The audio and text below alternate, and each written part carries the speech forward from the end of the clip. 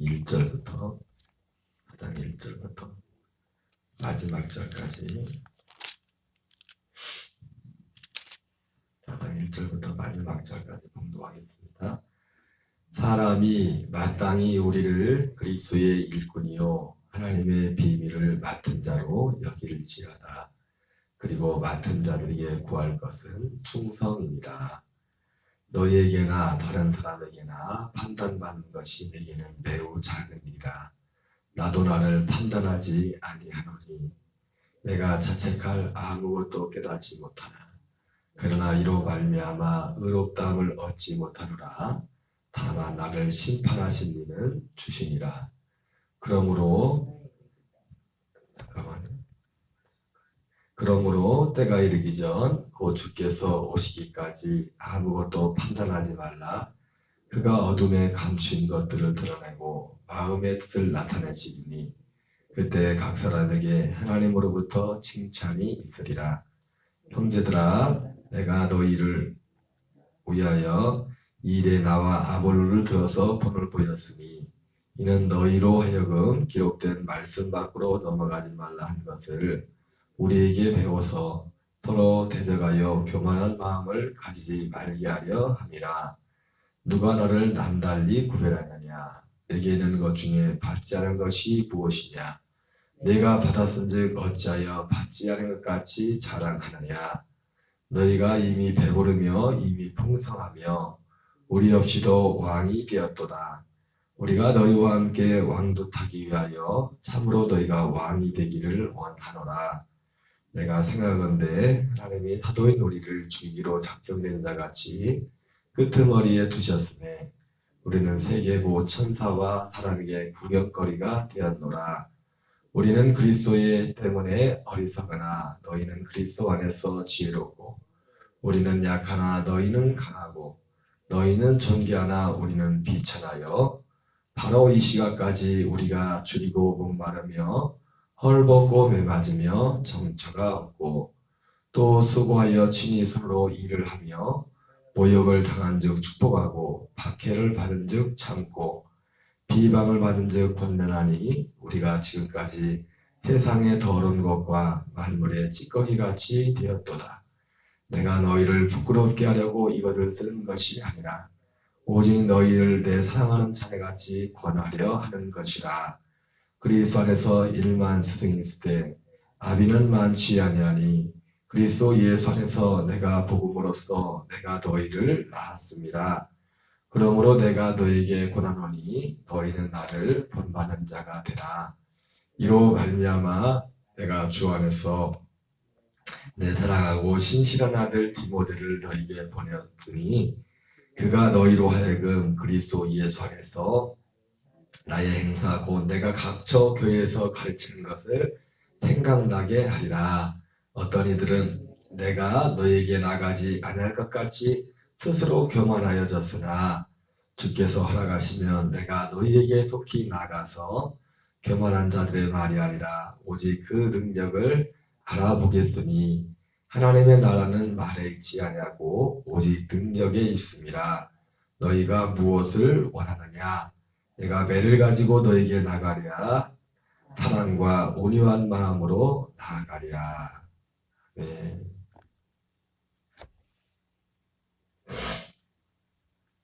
예, 오늘 고린도전서 4장은 1절부터 21절까지 구구절절히 따로 이게 하나하나씩 드릴 말씀은 특별한 말씀은 없습니다. 한마디로 오늘 4장, 고린도 4장은 아마도 사도 바울이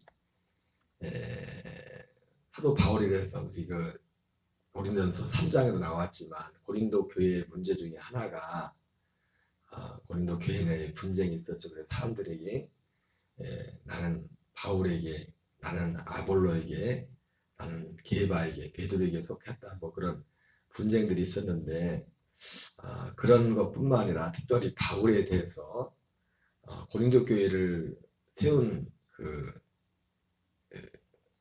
개척자죠. 바울이 고린도 교회를 개척했는데 여기 보세요, 사모님.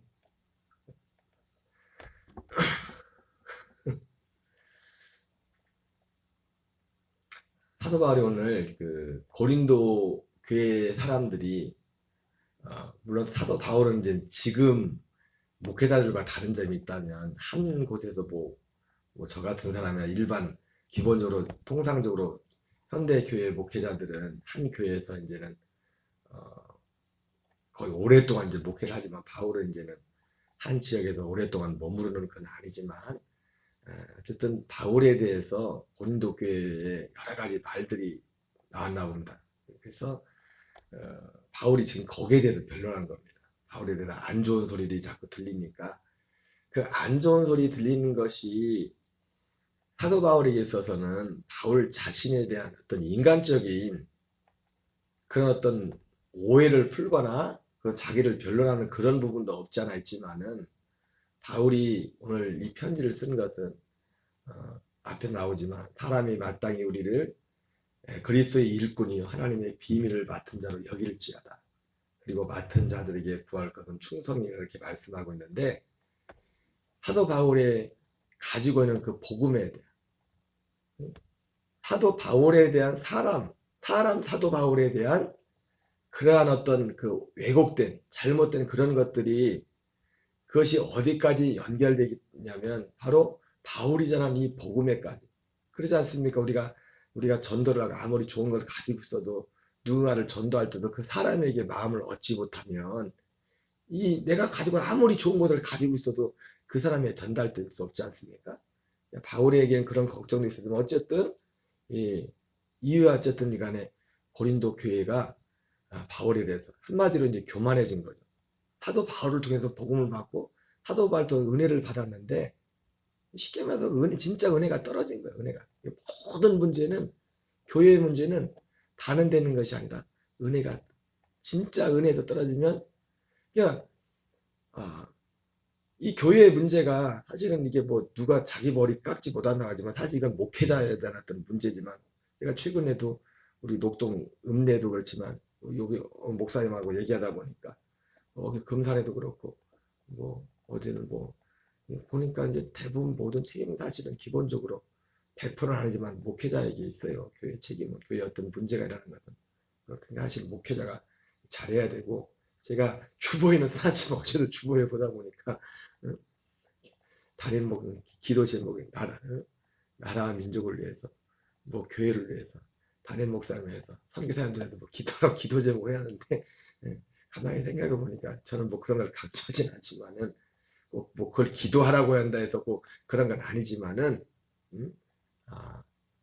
담임 목회자를 위해서 기도를 해야 됩니다. 기도를 항상 교인들은 기도를 해야 되고 어쨌든 교회의 문제는 이렇게 이제 사실 오늘 4장 내용이 그거예요. 사실은 사도 바울이 고린도 교인한테 편지를 쓴 것이 소문을 듣자 보니까 이래저래 누구 파라면 또 자기에 대해서 너무 왜곡된 그런 소문들이 막 이렇게 돌고 있는 겁니다. 그 자기 귀에까지 들어온 거예요.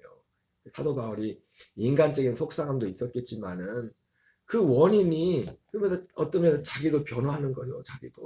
자기를 변화한 그런 내용들이 있는데 원인이 결국은 뭐예요?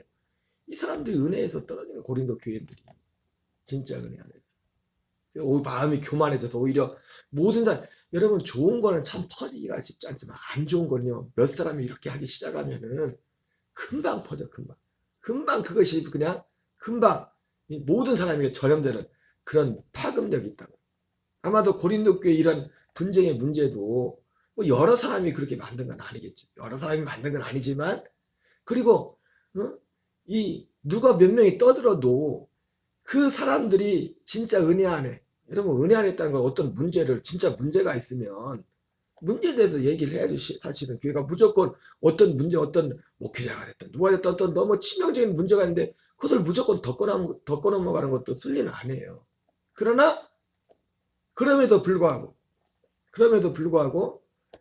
사실 사도 바울 같은 경우는 그렇지 않은데 그것이 아는데 참 가슴 아픈 것이 지금 우리 이웃교회에서 일어나고 있던 분쟁의 문제도 가만히 들어보니까 저는 뭐 거기에 대해서 아는 사람도 없고 제가 아는 목사님한테 이렇게 들으면 아주 상대편은 서로 이쪽 편 서 있는 분끼리 상식 이하로 서로에 대해서 비방하고 어떤 일들에 대해서 막 자꾸 교회 소문을 내고 막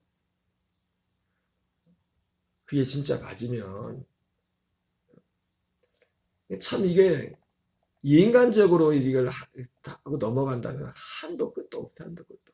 어쨌든 오늘 말씀의 핵심은, 오늘 고린도 교회 문제는 뭐냐면 은혜가 떨어진 거고, 바울이 그 자리에 거기에서 계속 목회했다면 사실은 뭐 이런 일이 일어나지도 않았겠지만, 그 이찬수 목사님이, 어머님이 올해 99세인가 거의 100세가 다 되셨나 본데, 어머니도 사모님이시지만 아버지는 이제 옛날에 목회하시다가 금시가 일찍 돌아가셨고, 그런데 그 어머님이 그 아들한테 큰 교회를 목회하지만 항상 하시는 말씀입니다. 성도는 은혜를 받으면 양이지만 은혜가 떨어지면 다 사은꾼이 된 사자가 된다. 뭐 그런 식으로. 그래서 이제는 그 은혜의 중요성, 그러니까 그 목회에 있어서 항상 그 어머님이 해준 그 마음을, 그 말씀을 그 목회에 있어서 가슴에, 사실은 고린도 교회 문제, 하도 바울에게 뭐 특별한 문제가 있었던 게 아니라 이런 일들이 결국 일어나는 건 뭐냐면, 물론 은혜가 있어도 그런 일이 일어나지만, 그러나 문제는 뭐예요? 진짜 전반적으로 고린도 교회가 이 은혜의 진리 아래 딱 서 있으면 몇 명이 떠들어도 그게 영향을 발휘 못하거든. 그 사람들이 하는 말들이, 그러니까 사도 바울이 이런 말을 했던 것은 몇몇이 그냥 얘기해서 그냥 지나가면 모르겠는데, 이 사람들의 몇 명, 교만해진 사람들이 몇 명, 그 사람들이 그런 말 한 것이 이 고린도 지역의 어떤 파급력을 일으키고, 그래서 이 결과적으로 이것이 어떤 영향을 미치게 돼요? 이 복음의 장애를 일으키는 겁니다. 바울이 전하는 복음에 대해서. 바울이 오늘 이렇게 편지를 읽은 바울 자신의 문제가 아니라 진짜 자기가 문제가 있어서, 자기가 그 사람들이 말하는 것처럼 있어서 진짜 허물이 있어서, 그렇다면 사실은 오히려 더 깨끗하게 자기가 거기서 물러나야죠. 물러나야 되고. 그러나 그것이 아님에도 불구하고 이러한 일들이 일어날 때 결국 피해를 보는 것은 교회고, 피해를 보는 것은 이 복음이, 바울이 전했던 복음이, 안 그래도 이 사람들 은혜가 떨어졌는데 바울이 전했던 이 복음이 힘을 잃기 시작하는, 사람들이 막, 바로 거기에 대해서 사도 바울이 말하고 있는 겁니다. 다시 한번 읽어보고 마치겠어요. 오늘 내용이 사도 바울이 하는 것이, 사람이 마땅히 우리를 그리스도의 일꾼이요 하나님의 비밀을 맡은 자로 여길지어다. 그리고 맡은 자들에게 구할 것은 충성이니라. 너에게나 다른 사람에게나 판단받는 것이 내게는 매우 작은 일이라 나도 나를 판단하지 않아요. 그러니까 고린도 교회 사람들이 판단하고 그런 일들이 막 들리는 거예요. 사도 바울에 대해서. 내가 자책하나 아무것도 깨닫지 못하나, 그러나 이로 말미암아 의롭다함을 얻지 못하노라. 다만 나를 심판하실 이는 주시니라. 사도 바울이 참 이 복음을 전하면서도 정말 이 복음이 소중하기 때문에 이것이 복음의 장애가 되지 않고, 모든 참 사도 바울이 쓴 편지를 보면 굉장히 노심초사했어요. 그래서 많은 면에 있어서 자기가 누릴 권리들을 일부러 포기하고, 일부러 누릴 수 있는 권리들도 누리지 않은 그런 사도 바울의 목회의 바울이 전했던, 사도 바울의 위대함은 바울이 전했던 복음 자체에도 위대했지만은 사도 바울이 그 복음으로 살았던 그 삶 자체가 바울을 위대하게 했어요. 그래서 에베소 교회 같은 경우도 보면 3차 선교행을 마치고 마지막에 밀레도에서 그 장로들을 청해가지고 마지막 고별 설교하지 않습니까? 그 고별 설교 내용 중에서 물론 결국 부탁했던 것은 이 복음의 순수성을 마지막까지 지키라고. 여러분들도 중에서도 이런 사람이 일어나서 나중에 자기가 우두머리가 왕노라고 교만해서 그런 사람이 일어날 가능성이 있는데, 여러분들도 조심하고, 그러니 복음의 순수성을 지킬 것에 대해서 그 에베소 교회 장로들에게, 그 장로들은 지금 말하면 이제 요즘 현대로 말하면 요즘 장로가 아니라 담임 목회자들이에요. 지역에 담임 목회자들, 그 지역에 담임 목회자를 모여놓고 얘기하는 중에, 그 와중에도 사도 바울이 했던 게 뭐냐면, 자기가 어떻게 에베소 교회에서 3년 동안 있으면서 어떻게 살았는지, 자기의 삶에 대해서, 내가 언제 몰래 뒤로 가가지고 성도들한테 헌금을 뜯어냈냐, 이런 걸 말하면, 뭐 내가 이렇게 한 적 있냐, 이렇게 한 적 있냐, 그러면 자기의 삶에 대해서 사도 바울이 그렇게 조심했는데, 그렇게 조심하고 그렇게 헌신했는데, 고린도 교회도 마찬가지죠. 사도 바울이 그 말을 하는 이유는 뭡니까? 아무리 그렇게 완전하게 온전하게 하나님을 섬겨도 이 세상은 악한 원수 마귀 역사는 언제든지 여러 모양의 틈을 타고, 특별히 사람의 그 교만한 마음을 타고, 사람의 높아진 마음을 타고, 은혜에서 떠난 그 마음을 타고 언제든지 이 목회자와 관련해서 이러한 일들을 행할 수 있다는 것을 사도 바울은 염두에 두고 있었습니다. 그것이 고린도 교회에도 그런 어떤 현상도 일어난 거죠. 내가 자체가 아무것도 깨닫지 못하나, 그러나 이로 말미암아 의롭다함을 얻지 못하나, 다만 나를 심판하시는 주시니라. 그러므로 내가 때가 이르기 전 곧 주께서 오시기까지 아무것도 판단하지 말라. 그가 어둠에 감춘 것들을 드러내고 마음의 뜻을 나타내시리니 그때 각 사람에게 하나님으로부터 칭찬했으리라. 형제들아, 내가 너희를 위하여 이 일에 나와 아볼로를 들어서 본을 보였으니 이는 너희로 하여금 기록된 말씀 밖으로 넘어가지 말라는 것을 우리에게서 배워 서로 대적하여 교만한 마음을 가지지 말게 하려 합니다. 누가 너를 남달리 구별하느냐? 내게 있는 것 중에 받지 않은 것이 무엇이냐? 네가 받았은즉 어찌하여 받지 아니한 것 같이 자랑하느냐? 너희가 이미 배부르며 이미 풍성하며 우리 없이도 왕이 되었도다. 우리가 너희와 함께 왕노릇하기 위하여 참으로 너희가 왕이 되기를 원하노라. 내가 생각하건대 하나님의 사도인 우리를 죽이기로 작정된 자 같이 끄트머리에 두셨으니 우리는 세계고 천사와 사람에게 구경거리가 되었노라. 우리는 그리스도 때문에 어리석으나 너희는 그리스도 안에서 지혜롭고 우리는 약하나 너희는 강하고 너희는 존귀하나 우리는 비천하여 바로 이 시각까지 우리가 줄이고 목마르며 헐벗고 매맞으며 정처가 없고 또 수고하여 친히 손으로 일을 하며 보역을 당한 즉 축복하고 박해를 받은 즉 참고 비방을 받은 즉 권면하니 우리가 지금까지 세상에 더러운 것과 만물의 찌꺼기가 지되었도다. 내가 너희를 부끄럽게 하려 이것을 쓰는 것이 아니라 오직 너희를 내 사랑하는 자네같이 권하려 하는 것이라. 근데 여기서도 사도 바울이 지금 이 말을 하면서 또 자꾸 이상한 얘기하는데, 지금 사도 바울이 내가 지금 어떻게 살아는지 너희들이 아느냐고, 왜 이런 엉뚱한 소리를 하고 있냐, 쉽게 말해 그런 얘기를 하는 겁니다. 내가 너희를 부끄럽게 하라고 지금 이것을 쓰는 것이 아니라 오직 너희를 내 사랑하는 자네같이 권하려 하는 것이라. 그리스도 안에서 1만 스승이 있으되 아비는 많지 않으니 그리스도 예수 안에서 내가 복음으로써 내가 너희를 낳았습니다. 그러므로 내가 너희에게 권하노니 너희는 나를 본받는 자가 되라.